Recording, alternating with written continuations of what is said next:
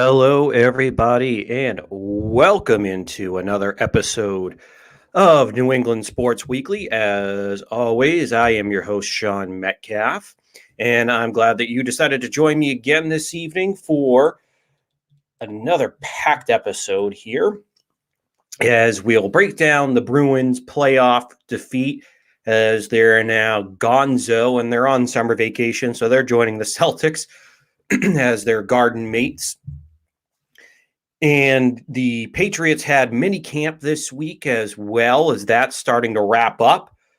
Some news and notes from that situation, including Gilmore's holdout.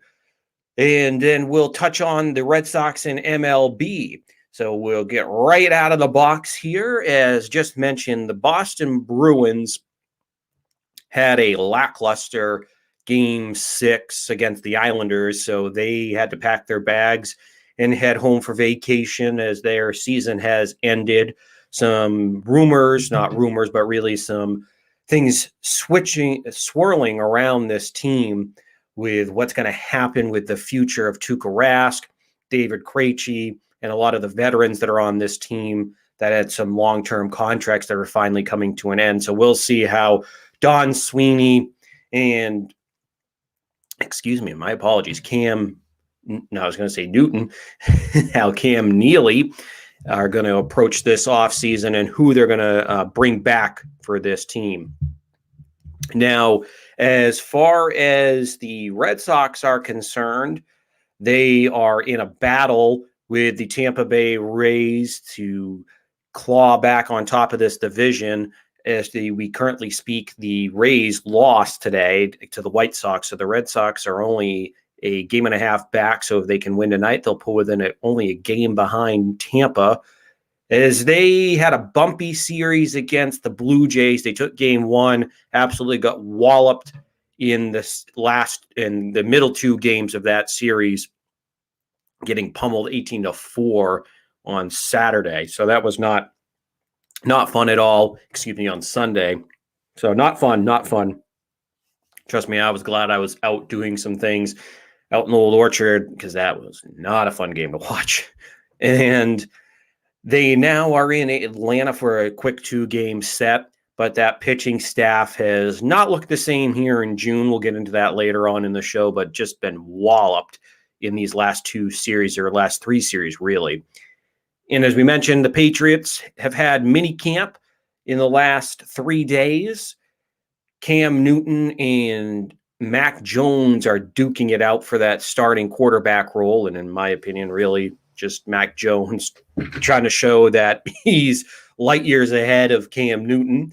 Again, we'll talk about that more. But the big story coming out of camp was Stephon Gilmore, who is now technically not holding out.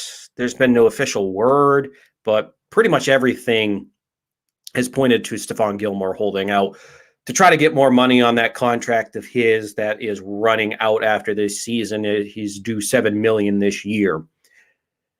As we mentioned, the big story, the big lead of today's show, though, is the postmortem for the Boston Bruins. As the Bruins did not show up for Game 6. Physically, they were there, but mentally, everything looked bad. Really, really bad in Game 6. That had to be arguably the worst game I've seen that group of Bruins have in a long, long time, especially in the playoffs. It was just awful. That second period just snowballed on them in the wrong way. Everything was just so putrid, so bad. I don't know how many adjectives I'm going to be able to throw out against them. It's just, it was just that bad to watch. If it wasn't the playoffs, I would have turned the TV. I would have put the Red Sox on the big screen instead of my phone, and I would have called that a night or put on a movie, whatever else. It was just god awful to watch. And to think that was your winner go home scenario, that's how they came out and played. It was bad. The third period, obviously, you're down and you're trying to come back. I get it. Marchand ended up scoring the goal, which at the time cut the lead in half to 4-2, but they get the 2 empty net goals. So it really wasn't, the final score wasn't indicative of really the situation. They were down 2 until they really got down to the end. But still, that second period really, really screwed them over. And it was bad turnovers. Matt Grzelcyk, who I like Grzelcyk. I don't want him to be my top 2 pairings. Maybe a second pairing every now and then when you're down your defenseman. I don't mind him playing up and down that lineup a little bit, depending on the competition. But against the Islanders in the playoffs, he didn't bring it. He was not what you needed out of that second pairing. And of course, with some injuries, he had to move up to the first pairing. So really, he was way out of place. He should not have been there. And of course, Brandon Carlo was out with the concussion. Now, they won't say it, but pretty much that's what it was for Carlo. And actually, I do believe after the season was over that they did announce that he had one. So, I mean, you can't really fault him for having to be in that situation, having to play so many minutes, because you're down Carlo, you're down Kevin Miller. So you're down 2 of your better defensemen outside of Charlie McAvoy. Now, obviously, tussle around with the 2 through 4 defensemen on this team who you want it to be. But anyways, my point is that you're down 2 of your better defensemen on this team.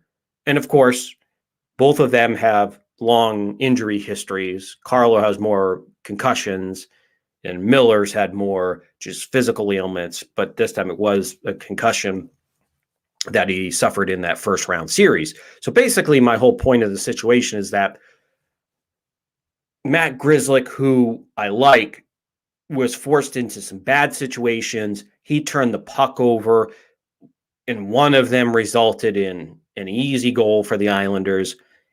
And it was just embarrassing, that second period. And I don't know how I finished that game. I really don't. It was bad. Of course, it's playoffs, so you're just holding out hope and just praying that they can find a way to come back. But they did lose. The Islanders, who going into that series, I really did fear that team. That was the one team. Obviously, Tampa, different animal. I'm just saying, out of the teams that were in their division, that I feared the most that they had to play. And of course,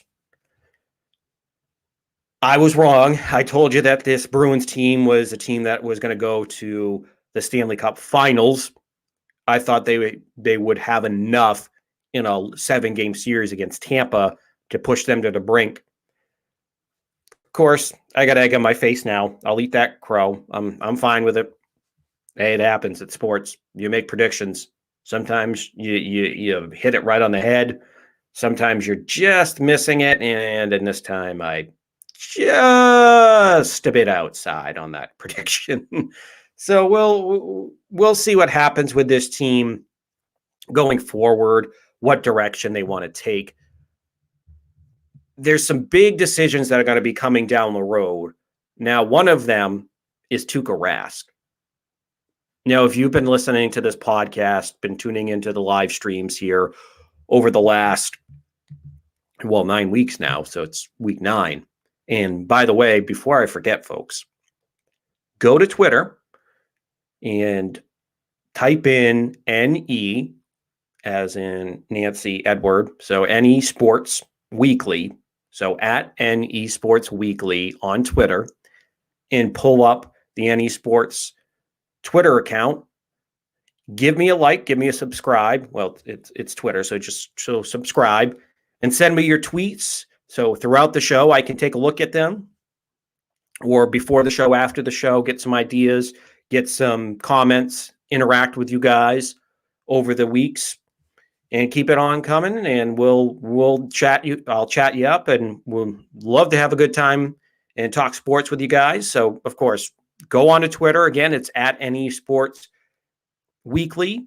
And, of course, as you can see on the screen, if you're watching the live feed on YouTube, my personal handle is at Sean_Met28. So just wanted to get that out there. Just wanted to let you guys know that the Twitter handle is up for the podcast so that you guys have all kinds of ways to reach me.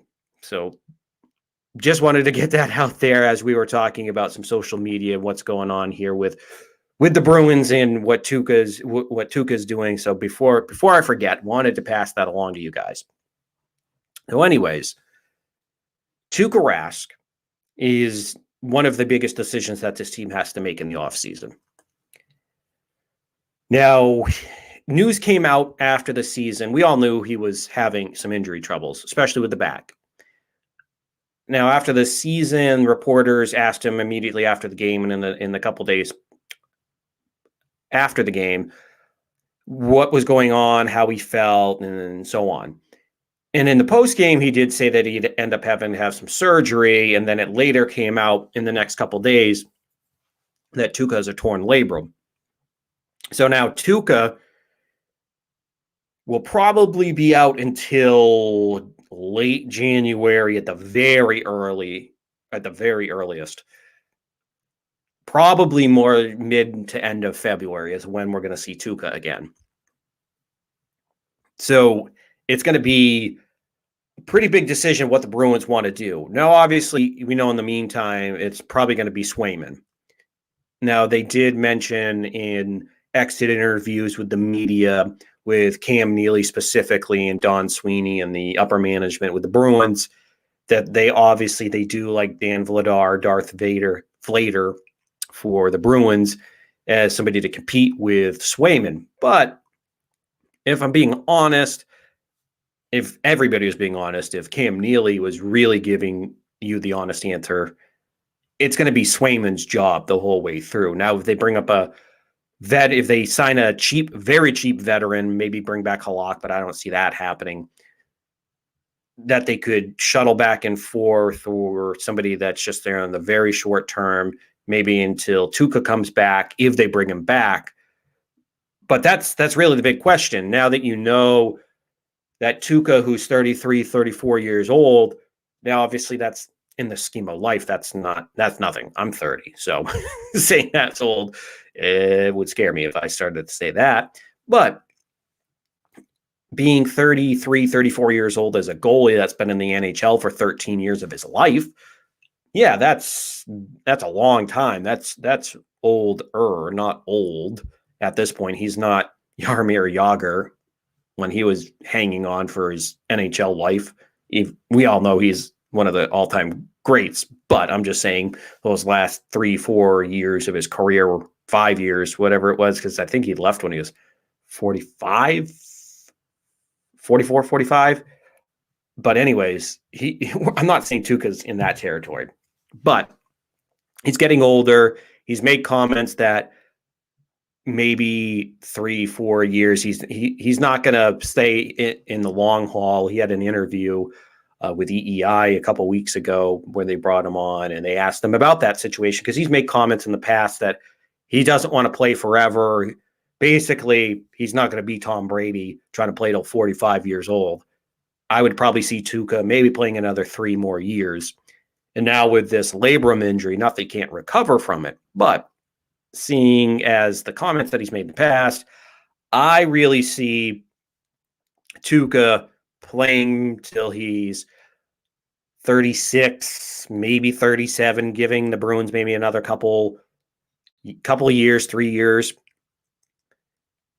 And now that they have Swayman in the picture, I'm wondering how that's going to affect Tuukka's decision, because you have a legitimate number one goaltender waiting in the wings here with Swayman, who I love Tuukka. I've always been a Tuukka defender, but you have somebody that's younger and healthier at this point. So do you want to go with the youth movement in goal and build around that? Or do you want to bring back Tuukka? Because as I'll talk about here in just a moment, you have this aging core, especially that front line, who, even though they're the best line in hockey, they're getting up in their age. If you put Pasternak aside, mainly Bergeron and Marchand. So you definitely have some tough decisions to make. So I think that's going to be tough for the Bruins, because do you want to move in that direction of keeping that veteran core, trying to go for another run, trying to go for maybe two more runs with this group that you have? And I think you should bring back Tuukka. In this year, you're not going to get him until February, March anyway, so you could get him on a cheap contract. I think you could probably get him for around $3 million, maybe some prorated rate there with him having to miss time. So you could get him on the cheap. And then that would save more money to bring back guys like Taylor Hall and Mike Riley, who they desperately need to keep some depth on the defense. So I think they should bring back Tuukka on a very cheap deal. If he wants anywhere in the neighborhood of $5 million or more, then I say, thanks, Tuukka. Thank you for everything you did, but it's time that we part ways. And that's what I would call it a day for Tuukka, if he wants anything at 5 or above. I think, like I said, the sweet spot for me would be you can sign him for anywhere between $3 to $4 million, preferably somewhere in that $3 million slot range. Lowers the cap hit that he would have on this team. Plus, you'll have that veteran there. So if he starts to age out and you bring him in on a 2-3 year deal, that if Swayman plays well over the long haul, over this long stretch before Tuukka comes back, and you see that you do have that legitimate goaltender. Of course, when Tuukka comes back, because of his status, you'll probably give it back to Tuukka, and it'll be a nice 1-2 punch that you have, kind of like what they had until Halak fell off. Because when Halak was going these last couple of years, you had probably the best goaltending tandem in the NHL. And of course, Halak did fall right off the cliff this year. So if you can get something like that, obviously it's going to be a little bit different, because you're going to have more, 2 goaltenders, one really young, one that still could be a starter for anybody in the league. So I think right now, if you can bring back Tuukka on a cheap deal, he's still going to technically be that starter when he comes back. And maybe if you if you bring him on cheap enough and he wants to be that team player, because he's always said that he doesn't want to play for anybody but the Bruins, then I think you have something there. Like I said, if things start to get more expensive, I say bye, Tuukka. We have a good plan here, and then you bring in a veteran backup to put along with Swayman. Because I'm firmly in that trench now that I've seen enough out of Swayman that he should be the starting goaltender in the long term. And by the way, why the hell didn't Bruce Cassidy play Swayman if he knew Tuukka was hurt? That was the other thing that bugged the hell out of me. And you guys heard me last week on basically the pregame show for that playoff game. Why, if Tuukka, even though he would be the better option healthy because of this point in his career with Swayman. So if Tuukka is the better option, if I know Tuukka is the better option when healthy, but if he's hurt and you have a top goaltending prospect, I'm not going to say he was going to steal the game, but still, he's healthier. He's not immobilized by a torn labrum, which in turn, because of how he was having to move around, was affecting the back. That's basically why he had a bad back. And by the way, he had, apparently, Rask had this bad labrum or tore his labrum last year in the bubble. So he's been dealing with this all year. And I know hockey players are tough. I'm not trying to say anything about Tuukka not being tough. I think in this case, he was a little too tough, where the head coach should have known better, should have pulled the trigger on pulling Tuukka out and not letting him play. Why are you going to jeopardize, which it kind of came to fruition because Tuukka gave up some soft goals. I'm not going to deny it, even though I like Tuukka. I'm not going to sit there and say, oh, no, Tuukka was fine. He wasn't the reason. Of course, it was a whole team. Like I said, it was a whole team implosion why they lost. But Tuukka didn't help the matter there. And partly, obviously, now that we know, a lot of it was because he was injured. So why did Cassidy not put in Swayman? I know the veterans wanted to back Tuukka, and I understand that. And I admire them for sticking up for their teammate. But at that point, as the head coach, you have to put your foot down. And that group is a very good led group as far as veterans would go, with Marchand, especially Patrice Bergeron, who's really been the captain, even though Zdeno Chara is there. I really always thought Patrice Bergeron is really the captain of that team because he was always the one standing up and speaking. Not that Chara did. I know Bergeron had the assistant captain. He had the A. But my point is that he really was, I would have said, like a co-captain if they could give out 2 C's. And I know that's what the assistant is, but I'm not going to get bogged down in that. My whole point in this matter is that Patrice Bergeron and Brad Marchand have been there long enough, and they've worked with Bruce Cassidy, that they should be able to have a back and forth, a civil back and forth that, yes, I understand if you're Cassidy, talk to your players that if you like Tuukka and you want to stand up for him, I admire that. But he's hurt. He's beyond the point of being ready to go. And I understand hockey, you're not going to be 100%. It's like playing football. It's a contact sport. You're not going to be 100% after day 1 of the season. But my point is, when you have a torn labrum, when it's causing you back problems, when you don't have your full mobility, why don't you put in your top goaltending prospect who looked pretty damn good in the regular season? I'm not saying they would have won. I'm not saying they would have won the series. But yeah, I personally thought you would have had a better shot if you put in a healthy goaltender. And now, looking back retrospectively, it sucks because it's the what if now. What if you put him in? Does the Islanders have that massive second period? Now, obviously, the Bruins had big issues with injuries on the defensive core because Charlie McAvoy even got hurt in that game. He did end up coming back, but still, that defensive core was very, very weak after dealing with injuries to Carlo, to Miller. So you're relying on bumping up guys that shouldn't be there, as I talked about with Grizzlies. So it was a whole stew of crap that happened. And I just think you would have had a better shot, though, if you put a healthy goaltender in there. Maybe it's a 2-2 game after the second period. Just maybe.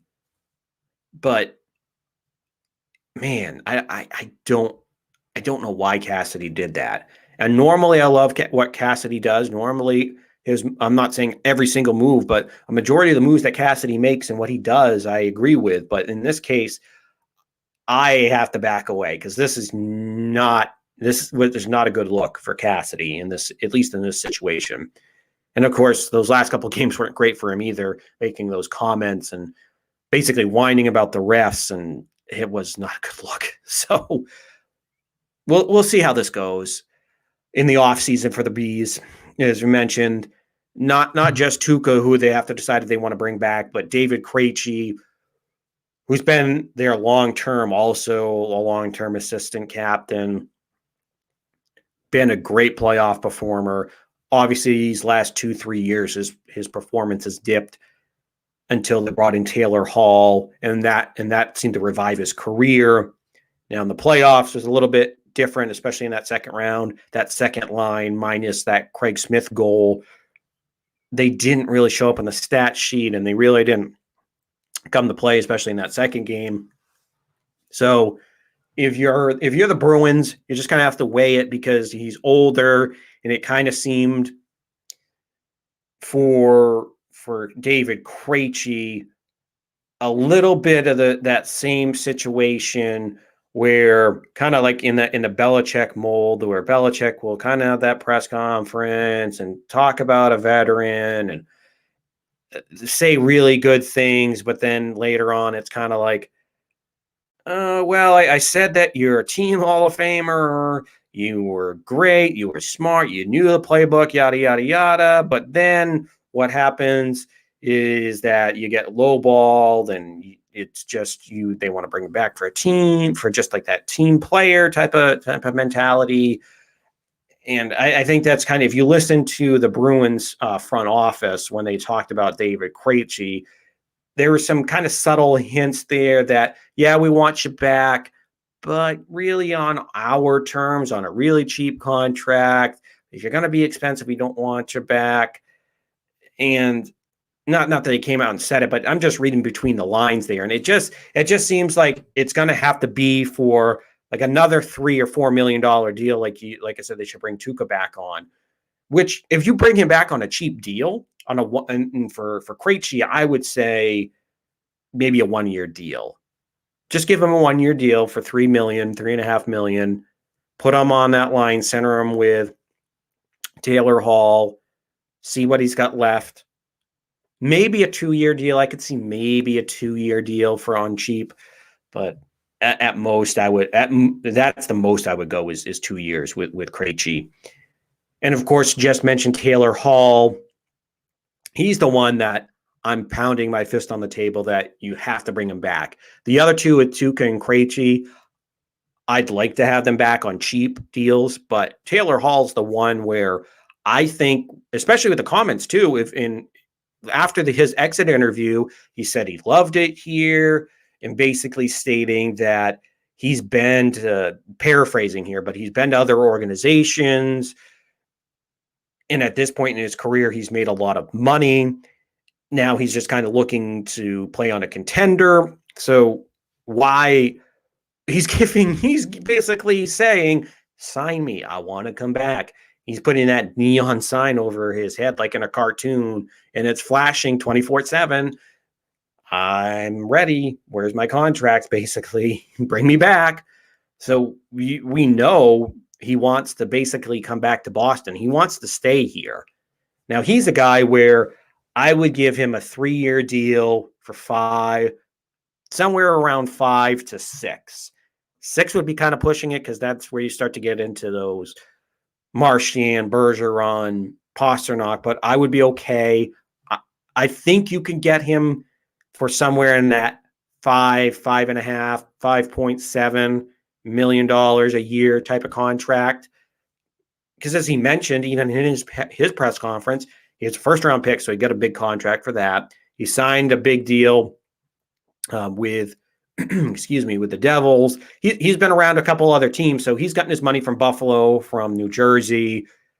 So we know he's gotten paid. So we know he's not looking for that gigantic deal after getting all those contracts between the Oilers and the Devils and the not the Bills, but the Sabres. So we know he wants to be here.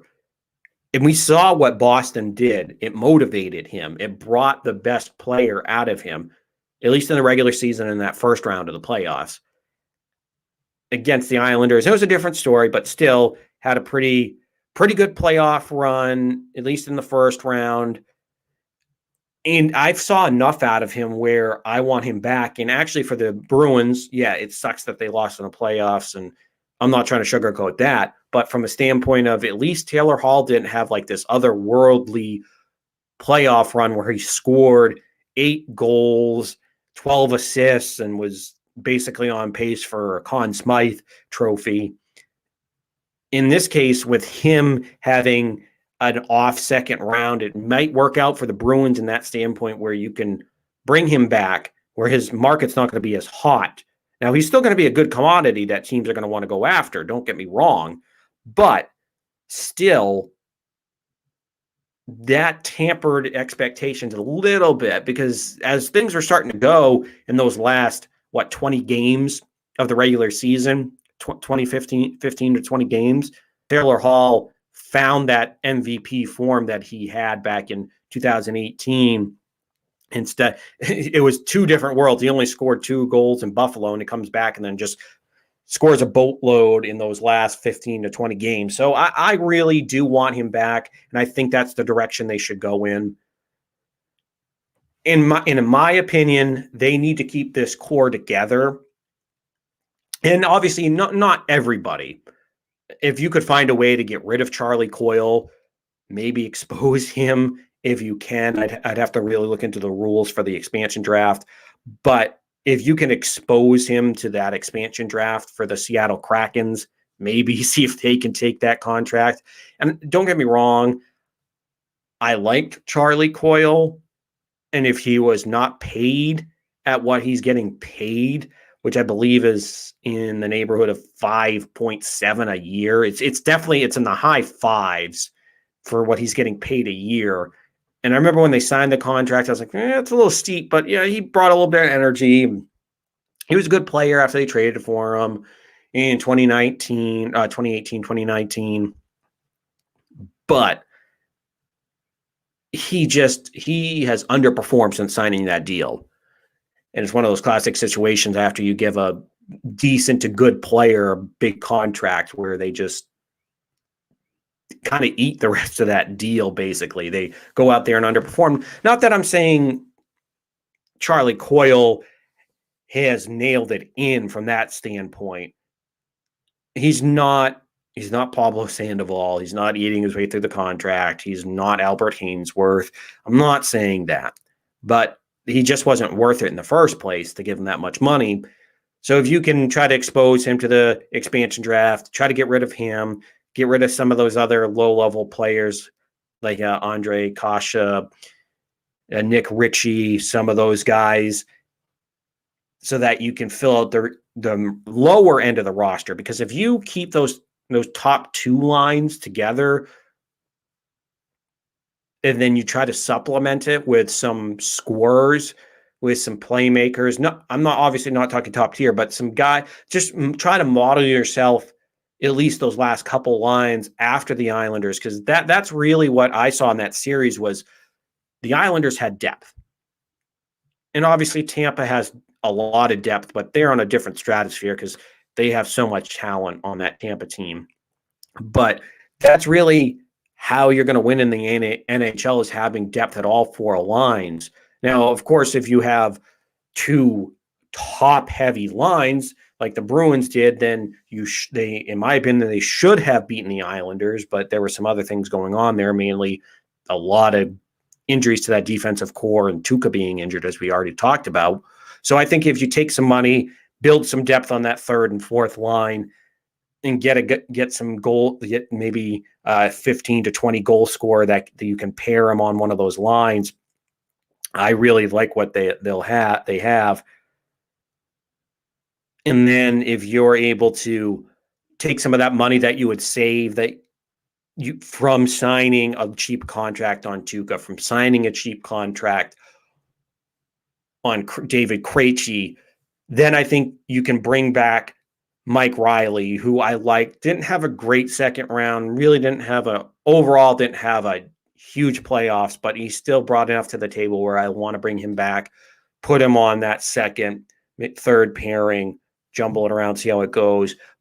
But this is where you need to get some depth on defense as well, get a little more physical on defense, because Sweeney has this affliction or affiliation with smaller not goaltenders, but smaller defensemen. And it came to play in this series. Carlo and McAvoy are the only big-sized defensemen that you have, and you lost one of them to a concussion. Grzelcyk, not very big. And, of course, Lozon and all the rest of them that they had to cycle through just weren't impressive. So I think if you take some of that money, put it towards your defense, then I think you're going to be in a good place. Other than that, I don't really see them going and blowing this up. And I know some people have mentioned maybe you trade Bergeron, maybe you trade Marchand, which I think is absolutely ludicrous because this isn't a situation where it's the 2013 Celtics where at that time they were done. They were really old. They weren't in this situation where they were older, like Marchand and Bergeron are, where they're 33, 34 years old. At this point, it's really, you got guys that are still at the tail end of their prime where they still got plenty of juice in the tank. So this is where I think you can supplement. You can bring back Taylor Hall. You can get some additional scoring, try to build depth on both your third and fourth lines and build some physical strength and depth on the defense. I think if you do that, I know this is obviously, I'm making this sound a lot easier than it is because obviously there's going to be other hurdles that they're going to have to run across with the salary cap and everything else. And do you really want to commit? But I think that they need to commit to this team. They need to at least put one more run, maybe two more in this group and try to squeeze all the juice out of this. Because I don't want to see them leave at least an opportunity for another cup run on the table. But as far as going forward, that I just hope that's how they approach this. Now, one team that certainly is on the other end of the spectrum after they lost their Hall of Fame all-time greatest GOAT quarterback, after they're trying to basically rebuild and trying to be a competitor on the fly, we'll move over to the Patriots, who had their mini camp this week, as there have been some big pieces of news that have come out of this, actually, because I wasn't expecting a lot to come out of training camp or not training camp, but mini camp here this month. I thought you'd just kind of be a little quiet, maybe some Gilmore news, maybe some things like that. But what happened with Gilmore was not what I was really expecting at this point. I thought we wouldn't hear about a holdout until we get to actual training camp, like there was last year, because last year in well, actually, you know what? Last year they didn't have the mini camps because of COVID. They canceled it. They just had training camp. So I'll bite my tongue on that one. But basically, I wasn't expecting at this point, I was expecting more in training camp for the Gilmore holdout. But unofficially, Stephon Gilmore has decided to hold out for a new contract. Now, if you remember 5 years ago, he signed his deal with the Patriots for $65 million over 5 years. And I believe about $38 to $41 million of that was guaranteed. So he's made a lot of money. Big contract. It was one of the biggest contracts the Patriots have ever offered. So, of course, he's been worth every penny. That first year, that first probably 6 games, I think a lot of people were kind of thinking, this might be a bad investment. He didn't get off to the greatest start. He was kind of mediocre, middle of the pack corner. But ever since then, he has been worth every penny. He won a Defensive Player of the Year award in 2019. The year they won the Super Bowl in 2018, he was an absolute lockdown, shutdown corner.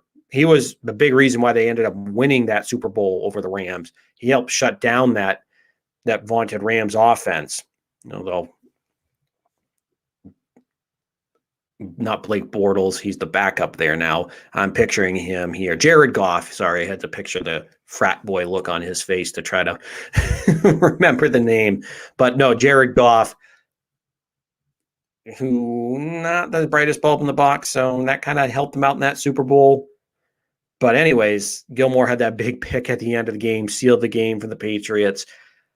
Point being is that since 2018 and onward, he's been the best corner in football. I know you have Jalen Ramsey out there that'll want to stake claim to that. I know Patrick Peterson's out there, and Alexander with the Packers. You can name a few out there, but for my money, I'm going to put it down on Stephon Gilmore. And obviously, it's an easy case to make after winning the Defensive Player of the Year just 2 years ago. So it's not like he's any underdog here and any surprise, but still, this is a guy that they brought in, was worth every penny.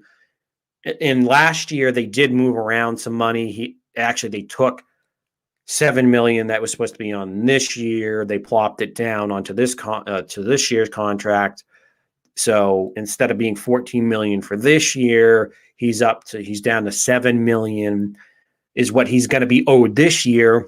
And of course, I know a lot of you might say, well, just honor the contract, just play.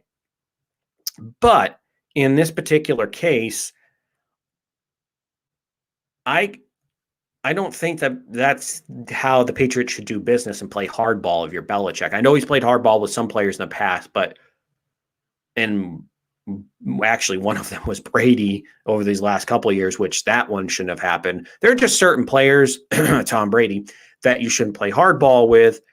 And I'll throw Gilmore into that group as far as players that he's had over the years. The ones that, two of them, surprisingly, Brady and Gronk, he played hardball with, and now they're both down in Tampa. But Stephon Gilmore is one of those guys where you shouldn't be playing hardball with. I'm not saying you bow down and appease everything he wants, but this is a guy that you invested heavily in 5 years ago. And then this offseason, you've invested heavily into this defensive makeover, brought in Matthew Judon, beefed up that front seven. Kyle Van Noy is back now. Dante Hightower, who's back now, and it doesn't sound like he's retiring anytime soon. He put those rumors to bed and said, basically, you guys are wrong. I wasn't planning on retiring as a one-year thing. So you have this whole defensive front seven that's come together with some added pieces. You drafted some guys in Christian Barmore and Ronnie Perkins, so a pass rusher and a defensive lineman in Barmore. So you've had some good additions, and then you brought in Jalen Mills as well. So this defense is going to be loaded for bear, and I think you could be back to that 2019 defense, at least in that first 8 games, but against better competition. And you need Gilmore, because Belichick's defenses, even going all the way back, I know everybody wants to point to the 4-3 and that front seven that they had with Seymour, who I think is a Hall of Famer, and Teddy Bruschi and Willie McGinnis. So that was a vaunted front seven. Don't get me wrong, but still the linchpin to the whole operation over Belichick's whole time has always been having a number one corner. Just look at it. You've had Ty Law over the whole first part of the run in those first 3 Super Bowls when Belichick was there. He's a Hall of Famer, just got voted in a couple of years ago. And then you had Asante Samuel as well, who was there, overlapped with Ty Law, then took over as the number one. He was a great corner, not a Hall of Famer, but he was a number one. You brought in Darrelle Revis in 2014. So you've always, there was a gap there for probably about 6 years where you didn't have that number one. And of course it showed they didn't win any Super Bowls, but more of that was kind of on the rest of the defense, not just the secondary. But the point being is that he's always had one. Like I said, in 2014, he brought in Darrelle Revis, was shut down that year. Then you brought in Stephon Gilmore. So the lineage goes on and on. It's kind of like being the left fielder for the Red Sox. It's always been pretty much a Hall of Fame caliber left fielder, and it's the same when it comes to corner in New England. Belichick always has that number one shutdown corner there. And I know a lot of people will bring up, well, of course, it's easy when you have that shutdown corner, and what team doesn't? But if you kind of look at some of those other teams out there, if you don't have that number one, if you don't have that shutdown corner, life is going to be tough in this day and age of the NFL. So, of course, Belichick recognizes, even going back to the early 2000s, he was a little bit ahead of his time as far as knowing that you had to have that strong secondary. Not that, and it was starting to evolve at that point with Peyton Manning at the helm of the Colts. And at the time they were in their division. But still, my whole point being is that Belichick has always kind of been a little forward and advanced of the time. And of course, his defense have always needed that top flight corner. So you need to bring back Gilmore. He's going to be a priority to bring him back at this point. You have to have him on this team. So I don't think they can sit there and play hardball this whole time and just play games with him. at this point, you have to be cordial with him. You have to come to at least some type of agreement that, yes, we'll give you that deal. Just show up to camp. We'll sign you to. And at this point, since he's 30, I think you can afford to give him at max 3 years, but I think the sweet spot would give him a 2-year deal with this team at about $15 million a year. You guarantee about 12 of that a year because you can afford to do that. So I think if you bring him in for somewhere around $15-16 million a year with a guarantee of, like I said, 12 a year, then I think it's going to be in a good spot. Or 12 or 13 a year. You do that, I think you'll make Stephon happy. You make those incentives easy to make so that he can get those. And I think you'll have a happy Stephon Gilmore finally that it's back on this team. So I think they will come to an agreement. I don't think this is going to end up in a trade because Belichick just knows the importance that he has. I know there have been some rumors, and I know Jalen Ramsey out with the Rams sent out a tweet that, oh, why don't you come over here to LA, try to recruit him like AJ Brown did to Julio Jones. In this case, I don't think it's going to end up like Brown did for Jones, just because one, I think Belichick knows how important he is. Two, you just know the Rams have given away everything in the kitchen sink as far as draft picks are concerned. If you look it up, everybody had their jokes. Everybody had their memes, but I don't think they have like another first round pick until like 2025. I think at this point, 2025, 2026, they've given away pretty much their whole first round over the last 7-8 years. I don't know how that team stays competitive. Well, of course, you know how they stay competitive. They sign all the top tier free agents. They trade for everybody. But I'm just saying, long term, you don't know how they're going to be successful. But anyways, that's getting off the rails there. My whole point is that I don't think he's going to be traded anywhere. I don't think he's going anywhere. I think the Patriots will bring him back. They know how important he is. I think at bare minimum, you give him one of those phantom 3-4 year deals where it's all backloaded, where really it's just a 1-year deal where you pay him a bunch of money this year at worst, and then you either trade him, release him, you come to some type of agreement. But I do think that if you bring him back on a 2-year deal, you see what you have in some of this young core, and at least you have him around, and you start to build that next secondary. But I think right now you need to bring him back with how loaded you made this team. So I really don't see this ending badly for the Patriots. I think it's going to end up in a good situation where both sides come to an agreement. And if you press me now, I'd probably say a 2-year pact for $16 million a year. Again, 12, 13 guaranteed. So that's going to be my guess what it's going to be for Gilmore. And of course, the other portion that came out of this here is that Mac Jones looked pretty good the first 2 days of camp. He was out there early today. He showed up. Everybody said that he was smarter than they expected. He really learned the playbook. He anticipates well. He looks like he's going to be a good first-round pick. So basically all the reports out there, and I know shorts and T-shirts, you can't make real judgments right now. So don't think I'm sitting here saying I'm drooling over Mac Jones. I'm not. I mean, trust me, I'm happy that this is happening, but I understand it's shorts and T-shirts, and you're thrown against air or defenders that know what's coming, and it's just not the same. So, but at least the part that I liked that really had me going was the part when they talked about him knowing the playbook, being smart, anticipating what's coming, all that. Basically, it's the mental part of the game that I've heard that he's adapted to really well. And even Belichick came out in his press conference, his availability, and said that that's what he saw. So that's great praise from Belichick on Mac Jones. And of course, he's competing against Cam Newton, who didn't do him any favors after last week, where he hit his hand in practice, injured his hand on a teammate's helmet.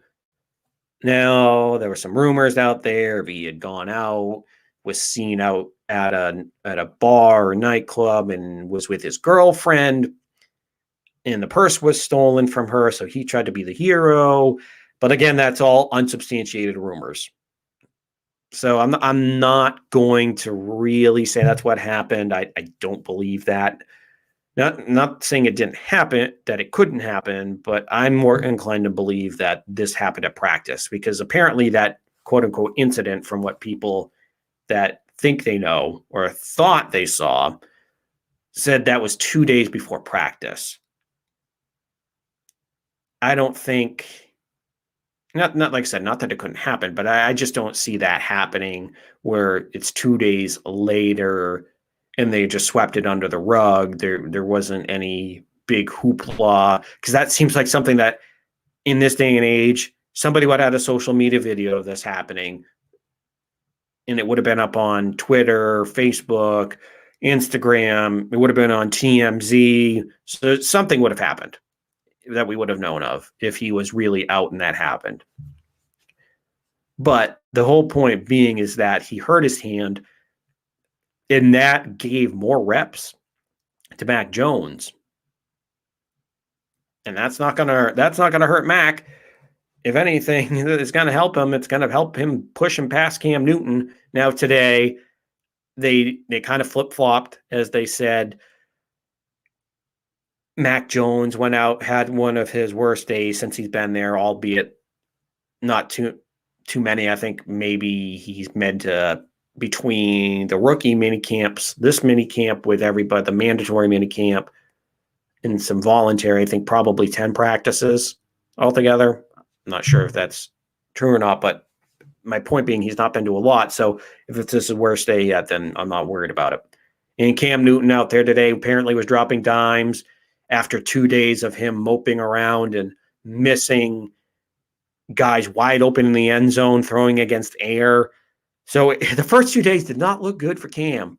And as a person, I like Cam. As a football player, for the quarterback of the Patriots, I don't want him on this team. He sucks. His arm's gone. It's shot. There's nothing left.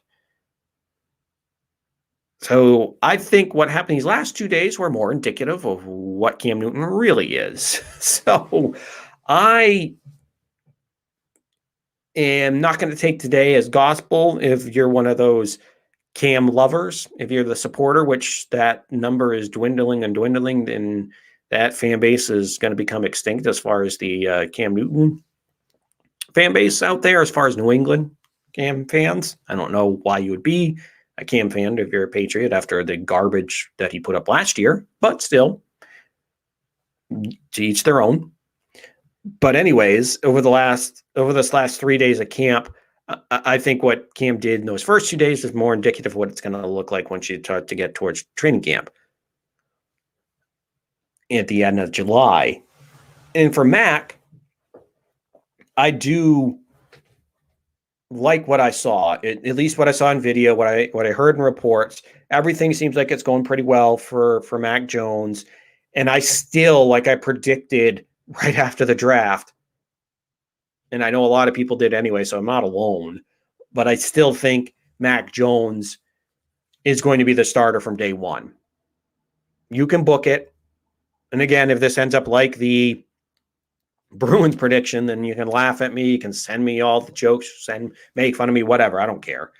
But I'm going to book Mac Jones as that starter. And this week really helped his case, and it gave more confidence to the coaching staff.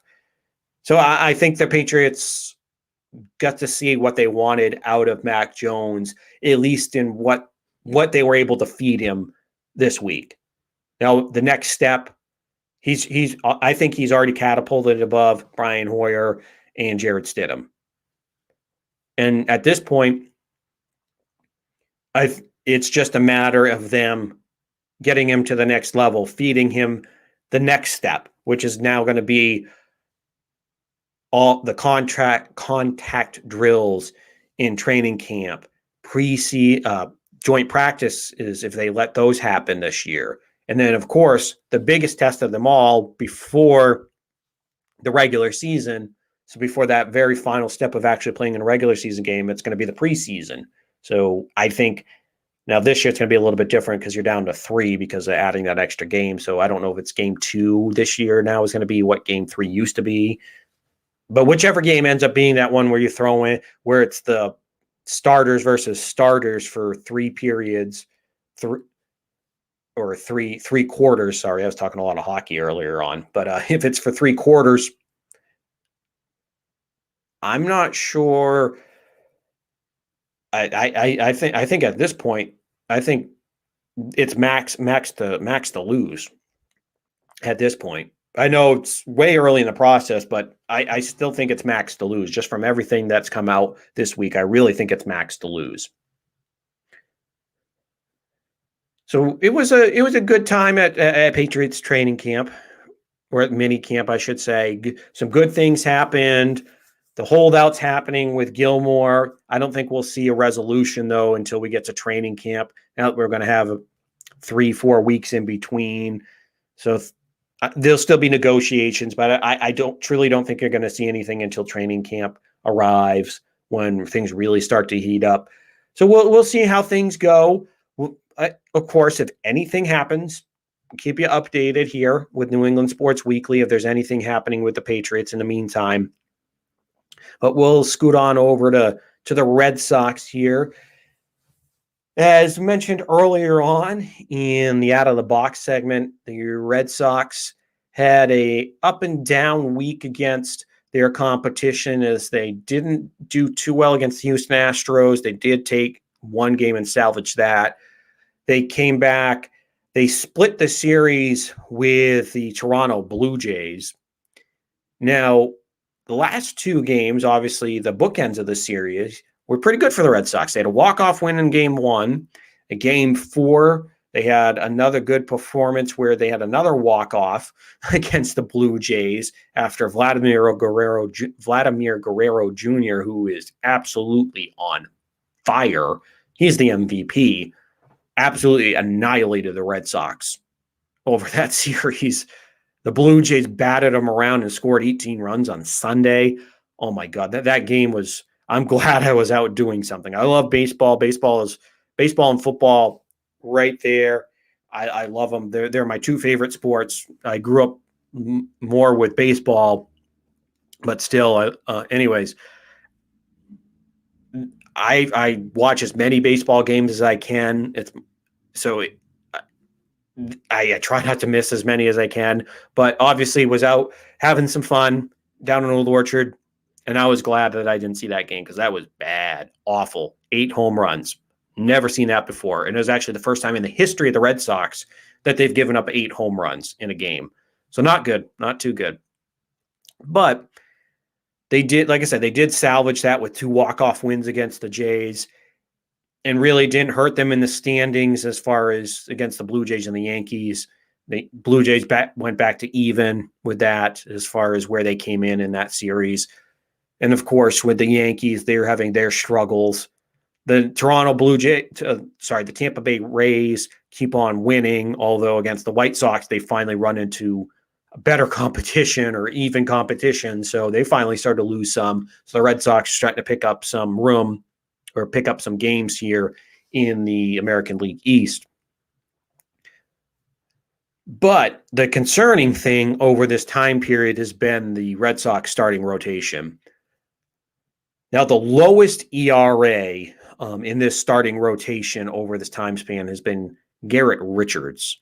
Since June 5th, basically, Garrett Richards has had a ERA of 6.10. And the highest since June 5th has been Martin Perez, who was the one that got shelled on Sunday. And he got shelled before, so against the Houston Astros. So Martin Perez, who at one point in this season had a 3.09 ERA. Now to steal one from Dennis Eckersley, that branch work, he's fallen out of the tree. So it has not been good. Not at all. It's been Not a good stretch, not a good 2.5 weeks here for the starting rotation for the Red Sox. So that group ERA is up over 8.12. So it is not been good. It's 8.12 ERA as a group, and it's just been disappointing. Now, luckily, over that time span, the Red Sox have also been slugging too in some of these games. The Houston series in Toronto, the middle two games of the Toronto series, not as much, but still over this time span in June, they have been hitting the ball pretty well, especially the middle of the order has found it again after a cold Houston series down in Houston at the end of May. But they found their bats again. So it hasn't been a situation where they just absolutely got buried with some bad starts and that they lost a lot of ground. No, they're still a top 5 team in baseball, but it's still a little concerning that Nathan Eovaldi, he did come back and have a good game against Toronto, so that was the good sign. But everybody else, Eduardo Rodriguez, Garrett Richards, Nick Pivetta, and especially Martin Perez have all gotten knocked around here. And not just give up 5, 6 runs. It's been give up 8, give up 10. Or as a staff, you give up 18. So it's been brutal to watch here. Things have started to settle down. Like I said, Eovaldi came out, pitched pretty well against Toronto. Only gave up actually no runs. Garrett Richards tonight. It's now 4-3 Red Sox as they're in the bottom of the 4th. So we'll see how he ends this game. So the Red Sox need to find that consistency that they had back in April and May before their staff started getting knocked around. And of course, Erod is the one that really concerns you because you kind of figured that Martin Perez, his baseball card, flip it around and look at the back, it hasn't been all that impressive. He's been one of those guys that had some good stuff, was a pretty well-regarded prospect. I wouldn't say he was a top 50 prospect at all, but he was pretty well regarded when he was coming up with Texas. And there were even some 1 or 2 comps to Yohan Santana, but again, those were 1 or 2, not the majority of scouts. But his career has not been one to write home about. But this year was a little bit of an anomaly with him as he started out, and as I mentioned, he had an ERA just above the high 2s, or sitting at 3.09. So he was pitching pretty well. But again, the one thing that concerned me with him is that he wasn't going deep into games. He maybe get you 5, maybe into the 6. That was really pushing it. And there were even some games where he wasn't even getting into 5. He was getting a 4, but still didn't give up a bunch of runs. But again, that branch work that he put up wasn't very sturdy. It ended up the floor fell out from under him these last 2 starts, and he's just gotten shelled. So that I'm not surprised with. Nick Pivetta was a pleasant surprise. He was probably their best pitcher for most of the season. These last couple of games, not as bad as Perez, but he hasn't looked the same. So if you can get Pivetta to turn things around, that I would feel a little bit better about this. And Richards, for about a 6-game stretch, was really good for the Red Sox. Or I should say was pretty good, not really good. It was pretty good. But now he started to get knocked around. So now it's just been concerning because with Erod not looking the same, not basically his stuff has been there. He's been back to Erod as far as pumping in 95, 96 on the fastball, having good movement on the off speed, but it's just been bad pitch selection these last 2 or 3 starts where he's fallen in love with a pitch and it's cost him because he hasn't gone and thrown other pitches. So something mentally is still not there with Erod. So until Erod can figure things back out and get back to pitching like he did in 2019 before he was injured, I think until that happens, I'm worried about the starting staff. The lineup is going to score runs. I'm not worried about that. And don't get me wrong, folks. I'm not saying that the Red Sox are all of a sudden just this bad team. They're still a really good team. You don't get to this point in the season only a chance of being a game out of Tampa and being one of the top 5 teams in baseball and being just so-so team. They're not that. They're a good team. They're a really good team. And that's, like I've said before, this baseball is a long sport. You play 162 games. You're going to go through ups and downs. It's just at this point, the pitching staff has gone through a down period, but it hasn't, it's been a prolonged down period. That's where you get worried. When things start to turn and prolong, that's where the Nathan Eovaldi one start. That was the one where you started to feel a little bit better. You're like, well, maybe they found it. And tonight, Richards has pitched okay. Erod was so-so last night. Like I said, his pitch selection was still iffy because they had a 5-run lead early on, so they should have basically cruised. But still, you're playing the Braves, who are a pretty good team in their own right. They just have a bad bullpen. But it's still, like I said, it's still concerning that at this point, the rotation has just been average to below average over this 2.5 week stretch as we've gone through June.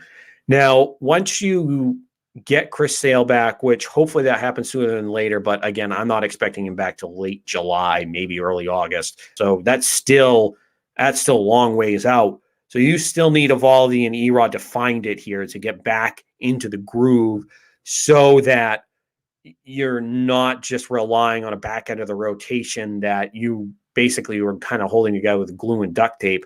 And even today, there was a quote that I saw from Alex Cora that over that stretch, he did admit that if Tanner Houck, who is their top pitching prospect, at least right now,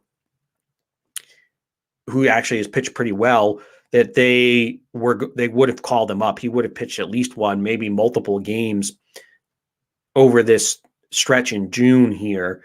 But of course, Tanner Houck is still dealing with an injury. He's a couple weeks away from being ready again.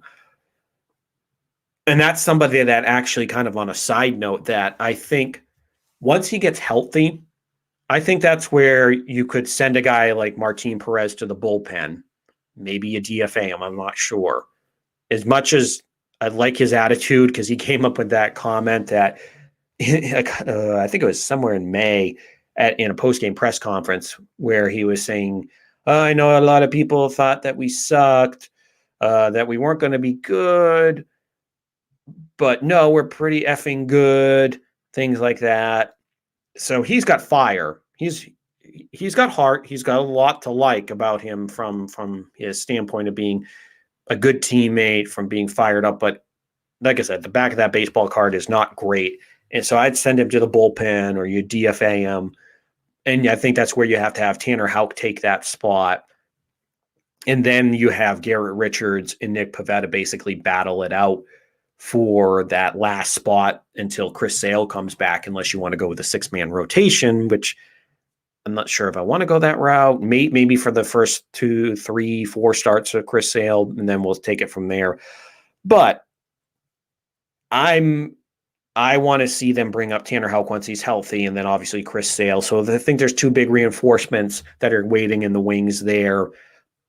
Plus, you always might dive into the trade market. I don't think you're going to go get Max Scherzer or anything, who would be available from the Nats. But I think you might look into a low-level starter. Of course, bullpen help. So those things, those will help. Plus, maybe coming back down to, not come back down to earth, but maybe coming back up and getting back to at least a semblance of what they had earlier in the year with this rotation as you had Eovaldi, Pivetta, and Richards pitching pretty well.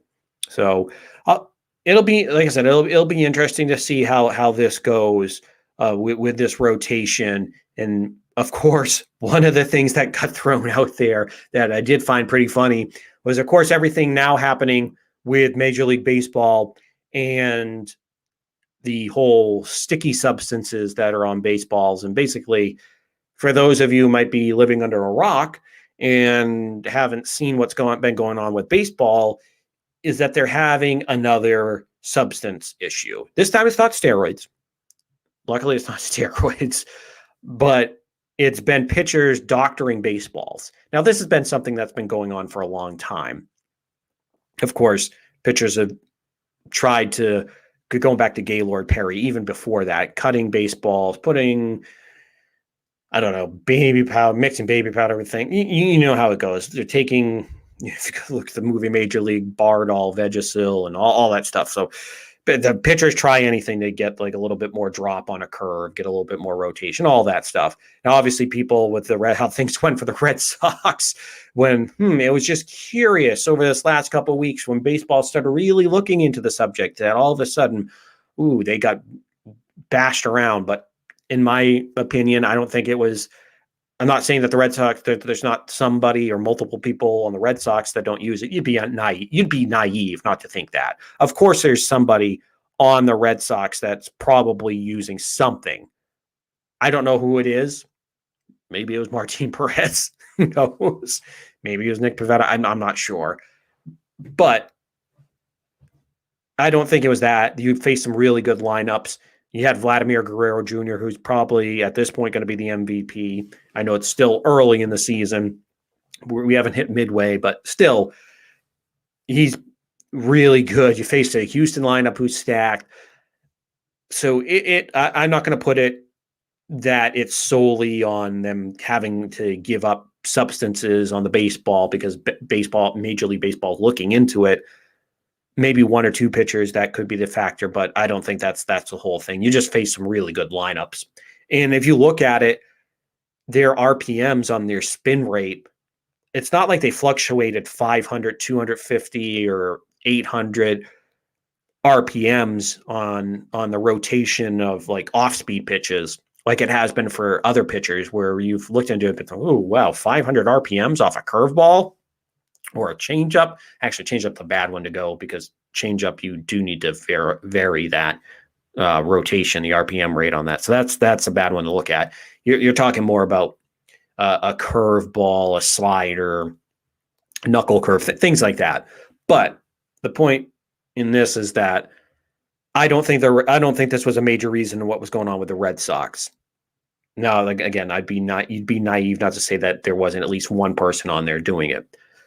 But the whole standpoint with what's going on right now with baseball's substance issue, the sticky situation, if you will, that pitchers at one point in time, it was kind of widely accepted between hitters and opposing teams that, yeah, we know probably somebody's using something. But it was more from the standpoint that you thought, okay, this is more for my health, and not my health. This is more for my actual control, so I don't kill you out on the mound. So I don't throw a 98-mile-an-hour fastball and beam you right off the head and give you a concussion, or something bad happens, you lose sight. All those things happen, because things like that have happened in the past with some power pitchers. But I don't think we're at that point anymore. Just trust me, I'm not one of those people that is out there crying wolf all the time, like, oh, they're cheating. Of course, when it came with the sign stealing stuff with the Astros, there was a point where I always was like, all right, you know it happens in baseball. You know somebody's out on second base looking down at the catcher. They're putting down the signs. I wasn't a catcher, so, but of course I understand them. So excuse my bad signs that I just put up there. But point being that, sign stealing happens. That's a thing. It has been for a long time.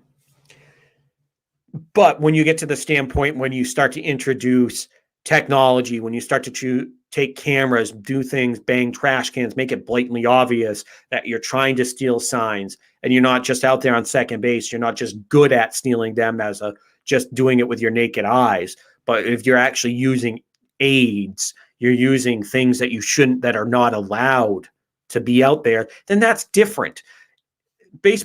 Sports you're always trying to get ahead of your competition. So it's been something that's been like that for a long time. If you're competitive, you're trying to get that edge, but And there's always that fine line that you walk when it comes to being a competitor and getting that advantage. There, like I said, in baseball, when it came to signs, it was all right. You expect it if you're a pitcher, if you have somebody on second base or on third base or whoever, or if you're a lefty on first base. But you understand that runners are going to try to at least interpret the signs, which has been accepted. But when you start to introduce technology, when you start to take iPads, cameras, trash cans, and that's not right, because it's not, you went from straddling the line to just jumping right over it, 50 feet over it. And that's what I'm talking about here when it comes to substances on the baseball. If you're trying to do it so that you don't throw a 98-mile-an-hour fastball at somebody's head and kill them or give them a concussion, something like that, I'm for it. I'm not for doing what the Anaheim Angels were alleged to do, take Coca-Cola, boil down Coca-Cola and pine tar and make a super sticky substance so that instead of keeping you from slamming a fastball off of somebody's head or breaking somebody's arm or something with a fastball and killing them, no, that's not what it's for. When you boil down Coca-Cola and join it with pine tar, what you're doing is you're trying to get a better grip so that you can snap off a nastier slider or a unhittable curveball that has way more drop in RPMs, and it's ridiculous, or not, or actually reduce the RPMs. But it's absolutely ridiculous. If you're baseball, why did it take you so long to do this, to get on top of this issue? Because it's one, like I said, it's one thing if you're doing it to try not to hit somebody, but when you're blatantly out there trying, not even trying to hide it. There are some teams out there where it's like you can see something, or like a pitcher goes, touches the brim, then goes to the back, right, wipes their hair because they got something sitting in there. Then it's just like, something's happening. But if like, let's just say you're the Red Sox and you're playing the Braves, because they're playing the Braves tonight. If you're the Red Sox, you can't go over and call out somebody because you have somebody on your staff doing it. So it's just a whole incestuous thing that's just happening now with what's going on. And of course, baseball, like they did with steroids, just burying their head in the sand with it. You got another situation where cheating's happening, and I'm just ashamed of baseball. And I love baseball to death. Baseball was my first love as far as sports goes. And I'll be a baseball fan till the day I die. But it's just been so embarrassing what's happened with baseball and substances on baseballs. Like I said, I don't mind a pitcher having to use rosin and sunscreen to try to keep a better grip so that you're not pummeling people all the time. That part doesn't bother me. That whatever, fine, or just pine tar by itself, whatever. If you're going to use a little bit of that, just so that you, like when Michael Pineda, when he was at the Yankees and was using it, and of course with Pineda, who was wild when he was back in Seattle and throwing 98 miles an hour, 97 miles an hour.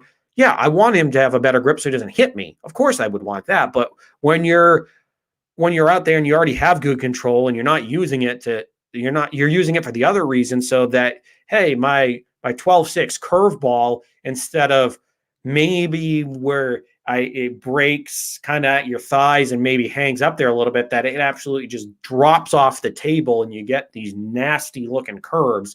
Yeah, no, I'm not up for that. Yeah, and of course, yeah, maybe in a year where we had 6 no-hitters, I wonder why we did. And from not people named Jacob deGrom or Garrett Cole, guys like that. So let's put two and two together here. So from that standpoint, you needed to crack down on it. But at the same time, baseball was just dragging their ass like they do on every situation that comes up between steroids, sign stealing. All they do is they slap you on the wrist and then they go back after the public. And back in steroids, it was Congress when they get chased around, and then they finally, like a 5-year-old, after they know they spilt something or broke something and they know they're in trouble, and they finally fess up and they're finally forced to take care of the issue or to clean up. So that's basically what's happening in this case with Major League Baseball. And to actually, they did come out today on June 16th, and they did release their rules and regulations as far as when it's as far as their policy on substances on a baseball. So basically what's going to happen is that if they catch you in the game, you will be ejected. So umpires now are going to be forced to enforce the rule, because there was a rule on the books about this, because it's always been there. And of course, that's what happened to Michael Pineda when he came back out and had a whole chunk of pine tar like all over his neck. And it was, you could see it watching the game on TV. It was clear as day. So if you have situations like that, you're going to have the umpire going to have to go out and walk out to the mound, and they're going to ask to check your hat, check your clothes around your collar, or if you've been touching some area on your uniform that you've been going to all game long, that's probably been loaded up with spider bite, or spider tack is the big one now. And spider tack, which I just actually found out today, is a substance that Olympic and actually world-class bodybuilders and world's heaviest men and women, all those, like Mr. Olympus, Mr. Universe, those guys use so that they can get better grips. And it's basically like this ultra sticky substance, so that like when you see them pull up those giant boulders that are as big as their own body, so they can grip those, it's basically a really super sticky substance. So that's what spider tack was. So spider tack is. So that was interesting to find that out. I knew it. Obviously, I knew it was some type of sticky substance, but I just wasn't entirely sure what it was. But the whole point to this being that now baseball is going to be out there checking your uniform, checking everything. So if they get suspected, the umpire is going to have to go out. They're going to check. If they find something that they know is not approved by baseball, then they're going to eject you. Then you get a 10-game suspension. And then as it goes along, then you're going to be subject to the rules. Now, of course, baseball, like I said, was dragging their ass. So they took forever to get this. And then now what's happening is players are not pleased at all. Not one bit. You had Tyler Glasnow with the Tampa Bay Rays, who just came out after this ruling today, who was using some substances earlier on. He admitted it. And he was saying, and this is his words, not mine, he was using it so that he could get a better grip, like I talked about earlier, so that he's not plunking people, he's not hitting people. And he said he was just using sunscreen in the rosin, which I don't think those two should be outlawed as far as like foreign substances. If you're going to use those, I think those are the least of the worries, which I think that was where baseball won. With some of the substances that show up there, I think it was a little too far. For me, I think it's the things like spider tack and boiling Coca-Cola and pine tar to get that super sticky substance. So when it comes to those type of things, yeah, then that's where I think baseball needs to stop that. But there are some things baseball, I think, messed up on, they screwed up on, and this is one of them. But Tyler Glasnow basically was saying that he used the sunscreen and the rosin to try to make that substance so that he could get a better grip. But then he said in the last outing, he decided to go cold turkey and not use any of it. And he did have one of his better outings, he admitted. But he did mention that after the game, he felt sore in muscles that he didn't even know that he had, was his quote. So he ended up pulling not the ACL joint, not the ACL, but the MCL joint in his arm. So now he's going to be out for a while, and of course, blaming it on the MLB's new rules that he couldn't use the substance, that he was going to get caught, yada yada yada, all that he was going to be in trouble. So basically, he was trying to pinpoint things on he's using this for his quote unquote health, so that he gets better grip, so he's not in these funny arm angles, so he's not doing these things, which, I mean, I'm not naive. Obviously, pitchers have been doing this well before this time. They've been doing it for a long time. As I mentioned, Gaylord Perry used to have razors and cut the ball to try to get better grips. And we all know the stories about guys out there using different things like pine tar, using different, use pine tar mixing with things, or you name it, bullfrog, whatever it is. They've been using different things to try to get better grips on the ball throughout the entirety of baseball. So I'm not going to sit here and be like, ooh, this is something brand new and like get all up in arms about it. But it's just when things get to the standpoint that you have let it run wild and out of control, that's where it needs to stop. That's where it needs to end. That's where you need to put your foot down and be like, all right, here's a list of a few substances. If you need to get a better grip, use them. But if it's just to get a better drop on your curveball or have a wild slider that looks like Chris Sales on steroids, then that's where you need to put your foot down. But the way that baseball's gone about it, with just waiting to the last minute, then they're just giving you a slap on the wrist with just, oh, you get ejected, you're getting 10 games.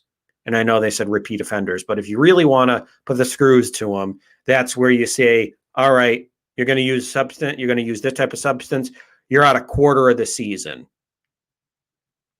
Or you're out a third of the season. And then if you do it again, then you miss 80 games. You put the hurting on them.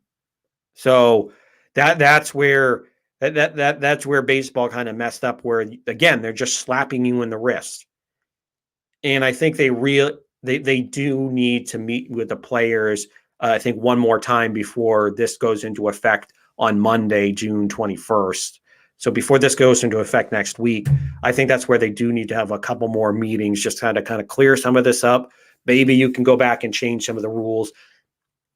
Maybe there are some substances that some of these pitchers can be like, all right, we'll obviously some of these things ban them, but maybe there's a few of them that you're able to keep on that list, or take off the list, like the sunscreen and the rosin. Because obviously rosin's allowed just as the rosin bag.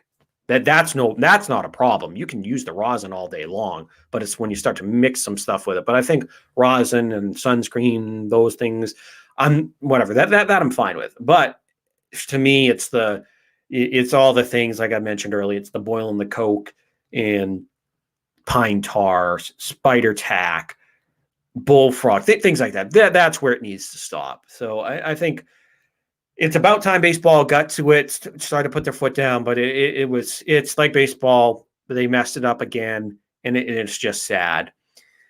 So of course, though, of course, there's probably going to be like about five more stories about this until next Wednesday comes around. So I'm sure we'll have plenty to talk about.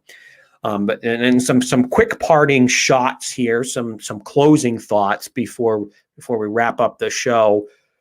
As you mentioned, the Red Sox had a couple walk-off wins, and Alex Verdugo was right in the middle of that. He had a walk-off hit on the first series, and then last night he had a big clutch 3-run home run against the Braves. So Alex Verdugo, who was, you could say, the centerpiece of the deal for Mookie Betts, although you might, if you want to go with Jeter Downs, if you want to go that direction, or Connor Wong, if to me it was it was Verdugo and Jeter Downs. Those were the two big ones that you got back. But Alex Verdugo is having a hell of a first half of this season.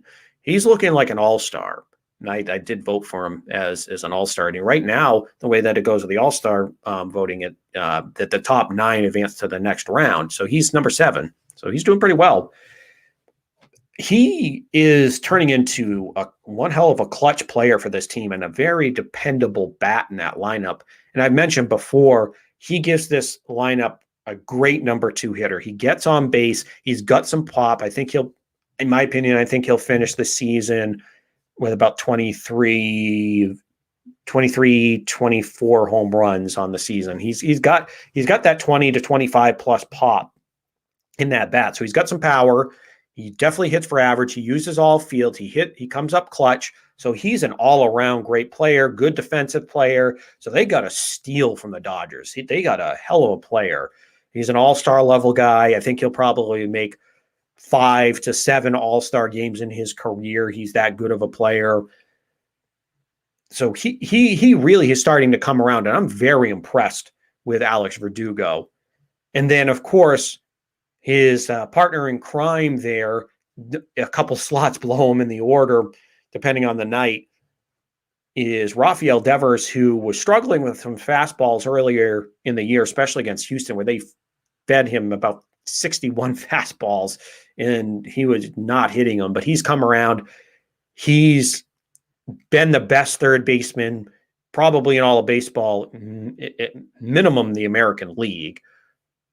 And he's found it again. He came up with another clutch hit. So these Red Sox are finding those clutch hits. They have some good young players that they can rely on that come up in the clutch with Verdugo and with Rafael Devers. So I really like what they have going on here. So it'll be interesting to see how they finish in the All-Star voting and how things wind up for him here in the season. But basically that I just was so excited to see Verdugo really start to perform here and really have really have that personality come out. And it's really exciting to see 2 young guys in Verdugo and Devers really develop right in front of our eyes. So I'm sure, obviously, we'll keep track of Devers and Verdugo as we go down the road here. And of course, as we sign off for the night, we'll definitely keep you up to date with the Red Sox and how their season goes, as now they're the only team on deck here, so to speak, as the Celtics and the Bruins now are on vacation. The Patriots will go into hibernation until they get to training camp here in the next couple weeks. But of course, it'll be a pretty heavy baseball rotation here in the next couple of weeks, maybe the next month or so. Of course, we'll still keep you up to date on any news, free agent-wise in the NBA, any coaching hires with the Celtics. Keep our eyes out for that. Any moves the Bruins make here now that they're in the offseason. And, of course, anything that pops up if the Patriots re-sign or restructure Stephon Gilmore's contract. So just keep your eye out on the street here for any news with the Red Sox in the Boston sports scene. And we'll definitely discuss that next week. Until then, have a good week, everybody. You've been watching the New England Sports Weekly Pod.